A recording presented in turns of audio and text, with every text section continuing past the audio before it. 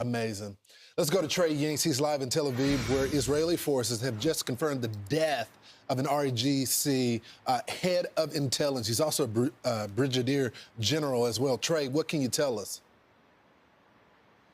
Yeah, guys, good morning. In that operation over the weekend, nothing short of historic. I've been talking with U.S. and Israeli officials, and they say there's no other country that could have successfully extracted that airman from deep in Iranian territory. The spy craft behind the scenes, we'll learn more in the days ahead, but really remarkable. We're also learning of another U.S. and Israeli victory overnight. A senior Israeli official telling Fox News that Majid Kadimi, the intelligence chief for the IRGC, was killed in a strike early this morning.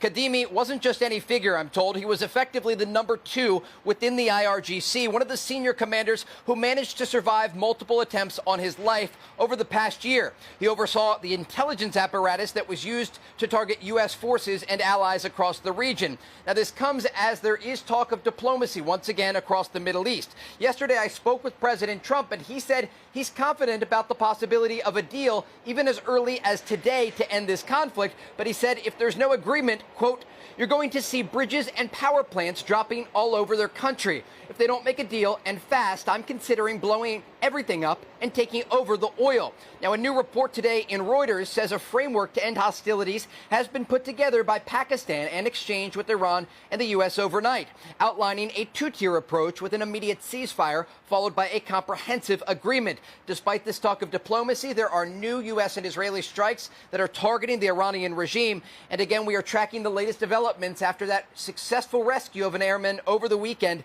in southwest Iran. Israel's Prime Minister Benjamin Netanyahu releasing a post on X yesterday saying, quote, I spoke earlier with President Trump and personally congratulated him on his bold decision and a perfectly executed American mission to rescue the downed pilot from enemy territory. The president expressed his appreciation for Israel's help.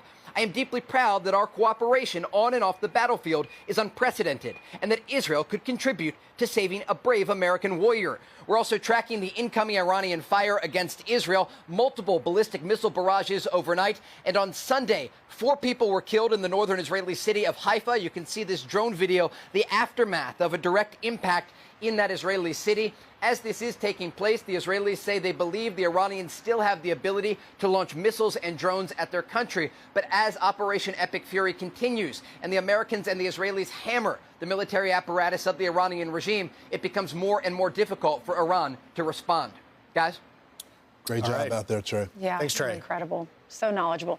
So this has brought up a lot of conversations about NATO and what is the future of NATO now if we don't have countries that are supporting us. You have Spain that closed its airspace to U.S. military aircraft that's involved in this Iranian conflict. And earlier, Madrid refused to allow the U.S. to use joint operated bases. And Ari Fleischer had a message. NATO's going to look a lot different going forward because they're not supporting us. Well, absolutely. And, you know, Ari was right when he leaned into the fact that the eastern side of NATO countries are leaning in. Countries like Poland, who are the only country that give more money to their GDP on defense than even the U.S., compared to Spain and France and countries like that. Here's what he said. He said, when this is over, the western part of NATO will never be the same. Spain, England, France, and Italy have sold us out as they too often have a history of doing. Eastern European nations are the heart of NATO. They spend money on defense, know how to fight, and love the U.S. France particularly deserves fault and blame, from supporting China and Russia at the UN to denying Americans overflight rights. They're doing what they've always done, showing weakness while cutting deals with terrorists. The reason the U.S. has a Marine Corps and Navy is, unlike France, we refuse to pay a ransom to Barbary pirates. France is always happy to cut a deal. Wars have unintended consequences as nations show their true colors. NATO will never be the same, and Western European weakness and acquiescence is the cause. We are